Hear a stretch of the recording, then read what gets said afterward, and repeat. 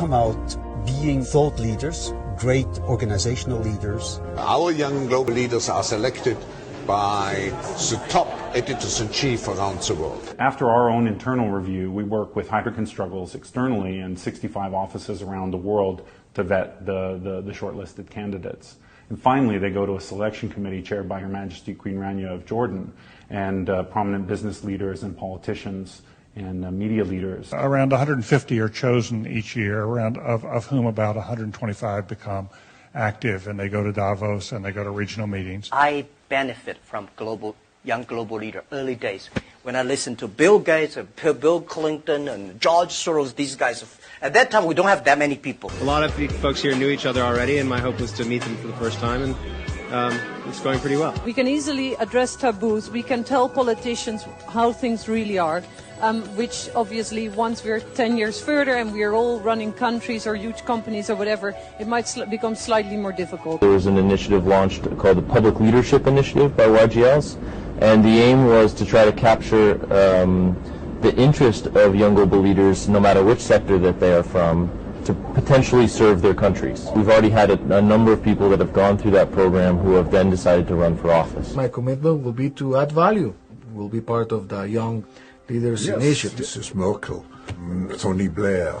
They were all, even President Putin, they were all young global leaders before. Prime Minister of Ireland, Leo Varadkar, particularly welcome because you are also one of our young global leaders. Sheikh Hamdan is, despite his young age, chairman of the Executive Council of Dubai, the highest government authority in the Emirate. Very proud to say that His Highness is also a young global leader of the World Economic Forum. The leader of the UK right now, David Cameron, was named a young global leader in 2006. Mamuka Bakadze, the Prime Minister of Georgia and a young global leader. Haakon of Norway.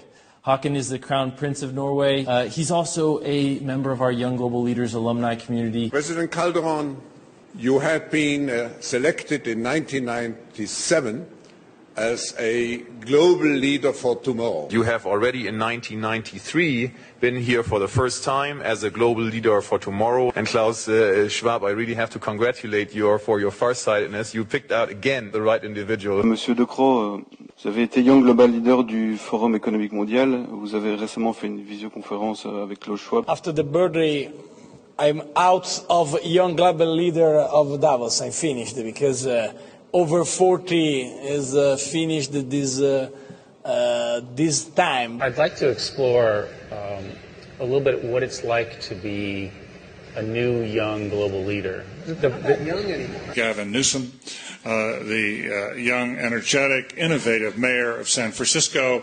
He is also among those who are the young global leaders here at Davos this year. Bozidar Jelic, the Deputy Prime Minister for European Integration and Minister of Science and Technology Development of Serbia, and a young global leader. She was named a young global leader by the World Economic Forum.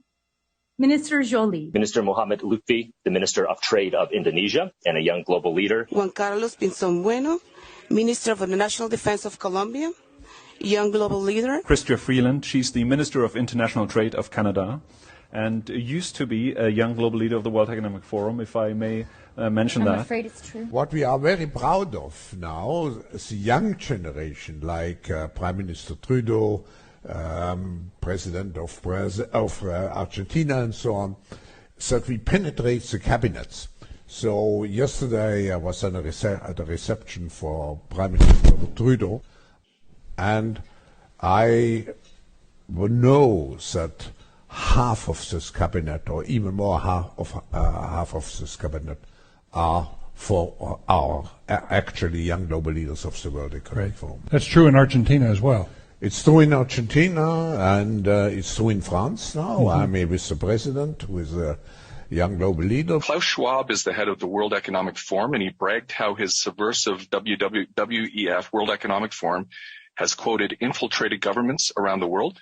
He said that his organization had penetrated more than half of Canada's cabinet. Could the member please name which cabinet ministers are on board with the WEF's agenda My concern is the deputy. Order. I know that the member was in a really good question there, but the audio is really bad and the video is really bad as well. That member is promoting open disinformation. That's not debate.